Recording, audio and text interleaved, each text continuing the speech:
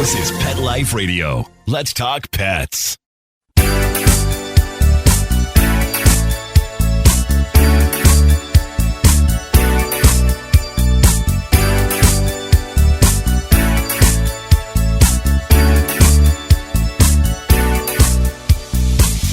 Hello, you're listening to Animal Party on Pet Life Radio, which means you're listening to me, the host, Deborah Wolf. And I've been the host of the show for quite a long time, actually, which means I've probably reached a lot of you with some really sound pet advice. And I know sometimes people preach at you, and you don't want to be preached at, but I'm going to preach at you anyway, just a little bit. There's a dog who came to camp. Most of you know I run a boarding kennel for people going on holiday. They send their dogs. And this dog, he's like sweet. And he's kind of getting almost elderly. You know, he's been around a long time now. A big dog, very mellow. All you have to do is like make a sound with your teeth, you know, a kind of clicking sound, and he'll come. You don't even have to say the word come. You just have to start to say the word come.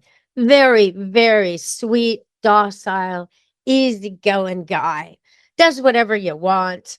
He will bark at workmen. On occasion, he's stayed here and workmen are here, and then all of a sudden, he's like a different dog. So I do see that there's still a young dog inside there that would protect me and would perhaps be loud and barky when necessary. But the rest of the time, this dog is basically a lovable carpet. He's just so sweet and gentle, and yet he wears a prong collar when he's not here. The people put a prong collar on him all the time. He's had this prong collar his entire life. And it's made wounds in his neck. He's got scarring. He's got wounds. He's sometimes has infections. He needs creams. And no matter what we say, they just won't take the prong collar off. I don't understand why people need these collars. I really don't. The idea, the philosophy, I guess, is that it's supposed to be like a mama dog nipping at her youngster, kind of disciplining him when he pulls. Okay, I kind of get the logic there, except dogs grow up and their mother doesn't do that anymore. And she probably never did exactly in that way. And also, why don't you just get your dog to respect and love you and listen to you so you don't have to constantly be biting its neck to get it to behave? When dogs are hyper, which this dog isn't, but let's just say maybe once upon a time he was. And that's another thing. If your dog once had a problem and he's aged out of it, then catch up to what you've got today. Don't be disciplining and using equipment you needed when your dog was hyper, or maybe you had a sprained ankle or whatever. Once you've realized that the problem's over, your relationship has grown and the dog will listen to you now, take that thing off, whatever it was. Put him on a regular collar, just a regular collar that has a little bit of a choke chain in it if your dog does pull at times. And that way you can have it set on the regular collar most of the time. And if you're in a situation, maybe he's reactive approaching the dog park, or maybe he's excitable, I don't know, near balls or something. And you know, on your route, you have to pass a field of people playing ball or something like that. You could always switch it to the choke setting for that. But those collars, which are called martingale collars, even on the choke setting, never choke the dog. It's just a difference of loose and fitted. So the dog gets the message, whoa, it's fitted. The human wants something. The prong collar causes pain. And if you have a dog who's reactive, he's got too much going on, too much adrenaline, too much excitement, too much invested. You don't want to add to that with a little bit of pain, because a little shot of pain. I mean, have you ever seen a boxer, a human boxer fighting around, or, you know, a fighter in a ring? He gets hit. Now he's even more into it, right? Pain is not necessarily a deterrent, especially light pain, constant pain, consistent pain. It's not even doing what they want it to do. So I would say get rid of your prong collar. If you say to me, well, I can't, then maybe it's time for a training session with a trainer who doesn't use prong collars. And within half an hour, I mean, for me, it would probably be 10 minutes, but within half an hour, your dog will be walking for you nicely on leash, no pain device, no infections in the neck, no wounds, no sores, and building a relationship with you, because he's walking with you, not against you, right? He's trying to be your companion, and you're trying to be his companion instead of just causing him issues when he doesn't obey you. It's such an old way of thinking. Who wants that kind of friendship? I don't want that kind of friendship. All right, we're going to go to break and come back and talk a little more. I wasn't going to talk about dog behavior today, but it just slipped in there. So there you go. You get a little tip on why I don't recommend prong collars ever. Okay, we'll be back after break on Animal Party, Pet Life Radio. Take a bite out of your competition. Advertise your business with an ad in Pet Life Radio podcasts and radio shows. There is no other pet-related media that is as large and reaches more pet parents and pet lovers than Pet Life Radio. With over 7 million monthly listeners, Pet Life Radio podcasts are available on all major podcast platforms. And our live radio stream goes out to over 250 million subscribers on iHeartRadio, Odyssey, TuneIn, and other streaming apps. For more information on how you can advertise on the #1 pet podcast and radio network, visit PetLifeRadio.com/advertise today. Let's Talk Pets on PetLifeRadio.com.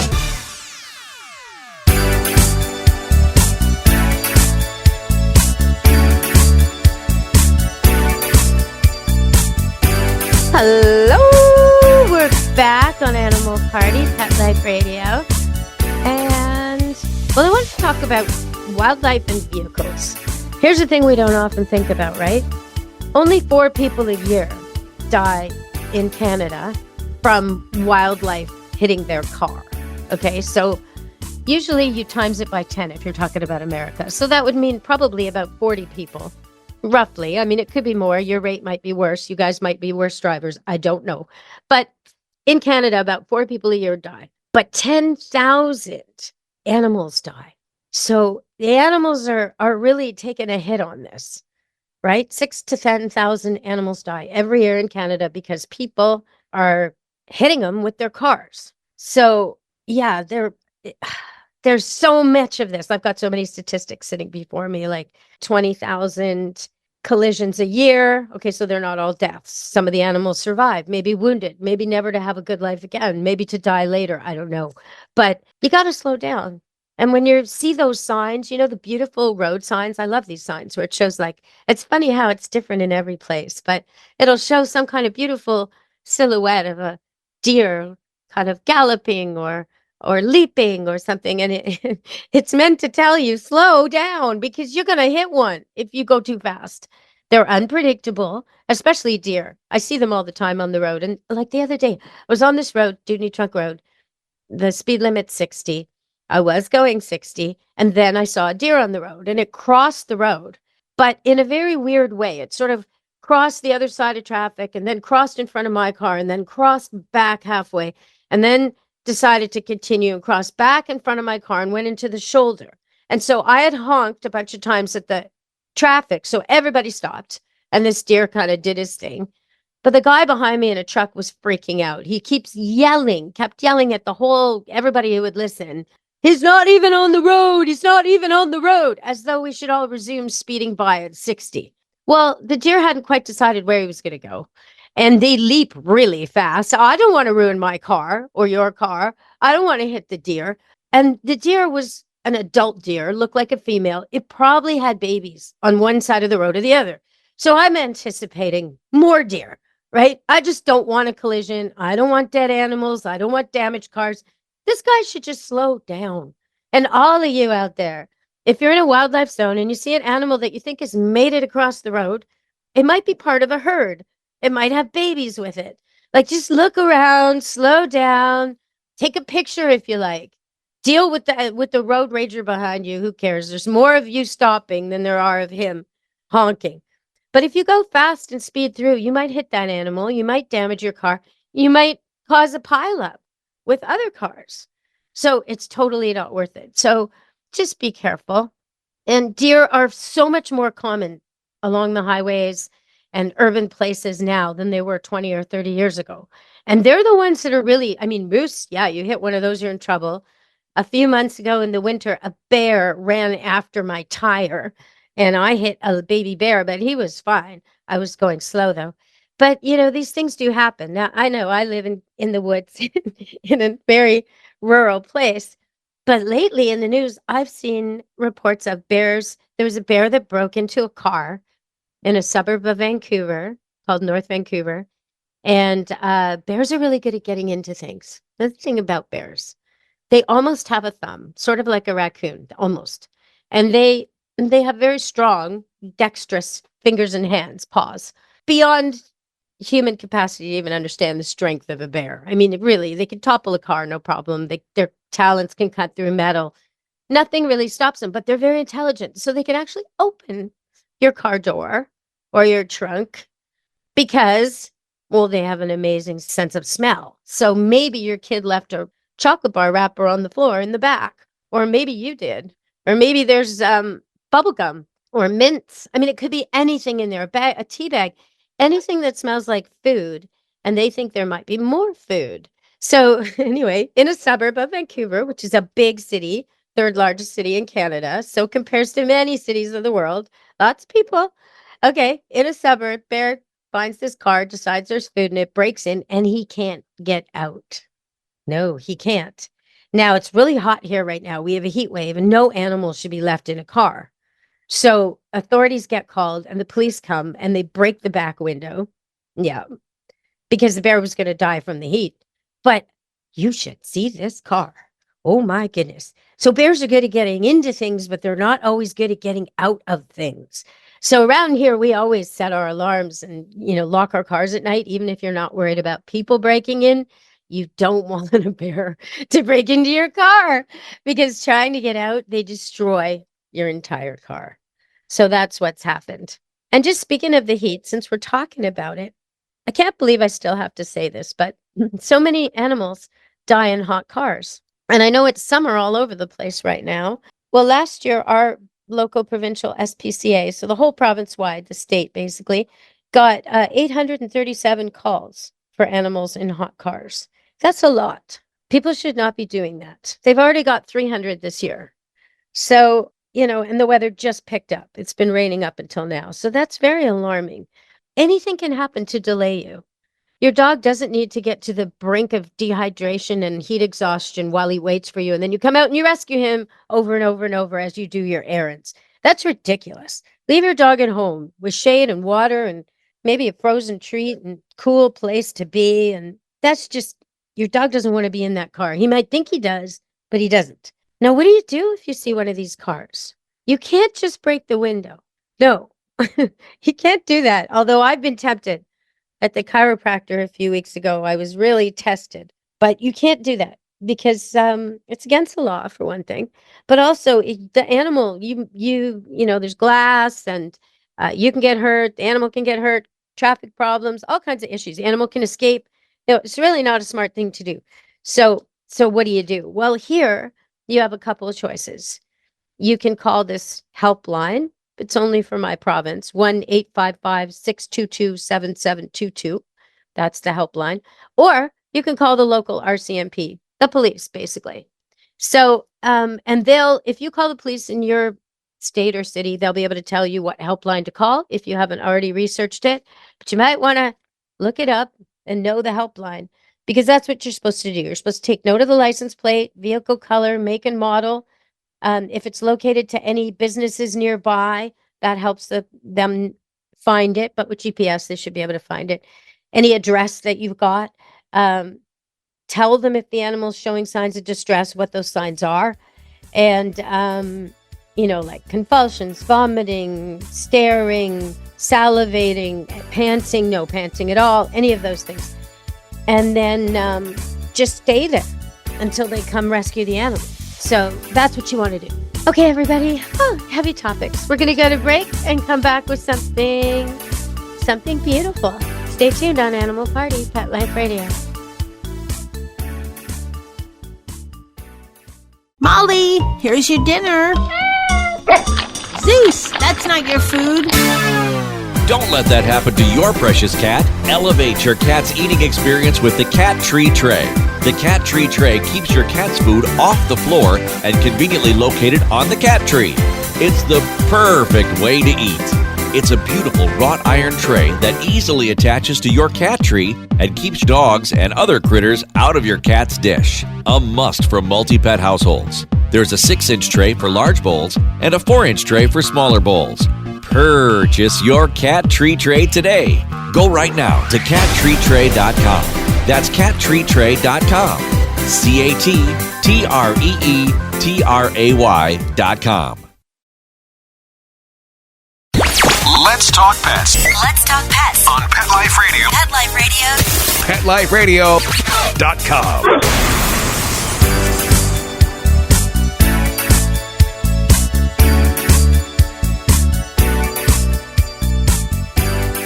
Hello, we're back on Animal Party Pet Life Radio.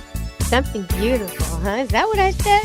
Okay, we'll come to that. We'll come to something beautiful. First, I'm going to tell you about the Montreal SPCA. What a smart idea. Yes. Okay, what'd they do? Well, they had so many calls, so many that they were just overrun with pets, overrun completely. More were coming in. And they knew that as the time for renting came, the new changeover, they were going to get even more pets. And that's what happened. So what are they doing? Well, first of all, they are lobbying to get all the rent rules to allow pets, the no pet clauses removed, which some parts of Vancouver has already done successfully. So well done on that, because that's key. People are turning over their animals just because they're not allowed to in their new rental accommodation keep them. And that's just awful. All that homeless pet just for no reason. Okay. I mean, you can ask for a larger deposit. There are ways of dealing with this that's fair to the landlord, but you shouldn't be allowed to exclude pets. Anyway, that's the first thing they're doing. And the second thing they did was last Sunday, because they're so overflowing with animals and they knew they were going to get more every time it's the first of the month and people move out, this happens. So what'd they do? They made it a free adoption day. So people just had to pay a token admin fee, that's it, and they could get an animal. And the lines went out the door. So well done. Better to have dogs and cats in people's homes than in overcrowded rescues or worse. So well done, Montreal SPCA. Yay. Okay. So they had a 20% rise in abandonments in the first 4 months of the year. And they were expecting the worst on July 1st as that date approached, because that's a really big move date here. It's Canada Day, and for some reason, it's a big move date. So then the fears actually materialized. 150 animals were abandoned at the shelter in the first week of July, a quarter of them because of a move. So Montreal SPCA is now seeking to have the no pet clause removed from leases. Yes. And free adoption. Dun, da, da, da. So that's what you got to do. There's some rescues around here that make it so hard for people to adopt. They put you through such a rigmarole. If you want a cat, you have to promise you'll never leave a door open. You'll never have a cat door. You'll never have a kid forget to open a door. Don't even have little kids probably. I mean, they make it near impossible because they're so strict about their indoor only cat policy, which I do understand. Cats get killed in the outdoors by traffic, by animals, and they're much safer inside. I do get that. But if your shelter's overflowing and you have no more space and can't take any more, or you're actually having to euthanize cats, why wouldn't you let people have them? A lot of these cats won't go anywhere anyway. They're already acclimatized to indoors. And the ones that would go outside and want to go outside, I got a question how you keep a cat like that in. Because I don't, as you probably know from listening to the show. I have cat doors. I live on a farm, so there's coyotes and wolves and whatever else out there, raccoons, and cars, and all the things that cats could come into contact with. So they probably don't live quite as long as if I'd lock them inside and never let them out and figure out artificial means to entertain and exercise them. But as you can tell from my tone of voice, I'm not going to do that. I do entertain and exercise them, but they can go and they can hunt and they can have their life outside. And mostly it's the small little mice that are their favorite game. And there's always a rodent problem when you have chickens, which I do. So they're helpful in that respect. And there's no mice in the house, at least no live ones. Dead ones, yes. And I have to deal with that, but better dead ones than live ones. That's what I figure. Now, all you people out there who are people who own pet rats, please, please, like, give me some slack here. These are not your pets. And they don't look like your pets either. Really, they don't. Okay, so back to the topic of cats. So the cat rescues around here sometimes are a little bit difficult that way. And then occasionally, like about 20 years ago, they'll get a weird cat, a cat that just makes it so difficult for them. There was this one called Sadie. And like these places are like fortresses. They have double gates locking doors and all this, and no cat ever escapes except Sadie. Sadie escaped regularly to the point where they'd have to hunt her down and find her. She'd come back for food. They'd get her inside. And then a few days later, whoop, Sadie got out. So they asked me to take Sadie. And I took Sadie to my farm thinking, yeah, well, whatever. One more outdoor cat. I don't mind. Yeah. 2 days later, she's sitting on my bed. So you never know what a cat's real desire in life is, if it wants to be out or in, until you give it the opportunity. Yeah. But most cats, if given the choice, most young, healthy cats would want some outdoor time. And many cats who have been denied that would still enjoy a catio type arrangement, a patio where they get outdoor time or yard or something, but predators can't get at them and you're with them at the time and it's secured. So they have the ones with the fence over top, so they're completely enclosed, completely safe, and they have other variations of it. But I do recommend outdoor time for cats if you can make it possible and make it safe. So, I mean, I do have the advantage here of having so many dogs, which makes my perimeter safe, which stops the predators from coming in.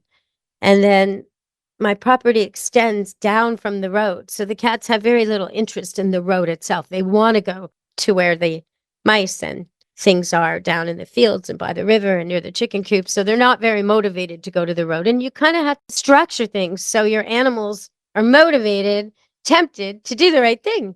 That's the way to do it. Okay, I promised you something beautiful. So I'll give you an update. Though we had 8 puppies born here. Basically, what happened was 2 dogs were checked in, a boy and a girl, sort of like Noah's Ark, Adam and Eve, whatever. But I didn't know that at the time. She's young. He's a little bit older, like young dog still, but she's very young. Anyway, she's a blue heeler and he's a border collie cross. And they're lively and happy and slim and fit and trim and everything's going great. And then I start to notice she looks a little chubby. It's kind of odd because we're feeding her what we're supposed to. We're measuring it and everything at the boarding kennel. No, she's looking chubby. Okay, she's starting to look like a snake that swallowed a basketball. What the heck is going on? Well, June 25th, she gave birth to 8 puppies. Yes. And they are gorgeous. Yes, they are. So now they've just opened their eyes. And when you hear this show, they'll probably be available because it appears that the owners are not coming back for the parents or the puppies, unfortunately. It was a strange call for me to make, I got to say, when I call the people and I'm like, well, I have good news. I'm basically telling them they've sent 2 dogs to camp and they're picking up 10. But they were happy and nice and said they'd come in a few days, and that was weeks ago. So I do think that I will be finding homes for the 8 black and white puppies who are so gorgeous. They are so beautiful. Couldn't be a better outcome. 3 boys, 5 girls, already one spoken for. So hallelujah on that. And I found a foster mom to take 2, perhaps 3, if I'm persuasive. and she'll find homes for them.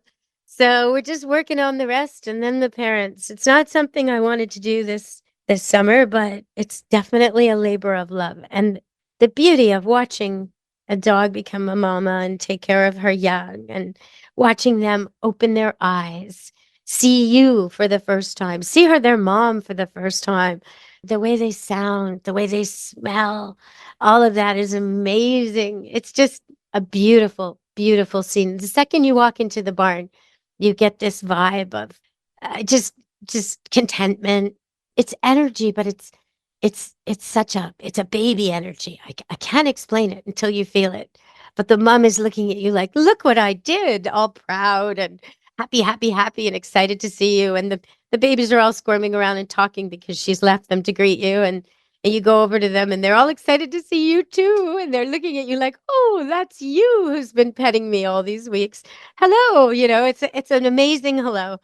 And you just pick them up and make eye contact and touch them and keep them close to mom while you do it. So they get this very good, all sort of well-being feeling all over of comfort and contentment that goes along with being next to their mom, but now they're with you. So the human addition is part of that early memory of safety, right? You get that right early, and they're just they're little black and white little panda Jersey cow puppies. That's the only way I could explain it.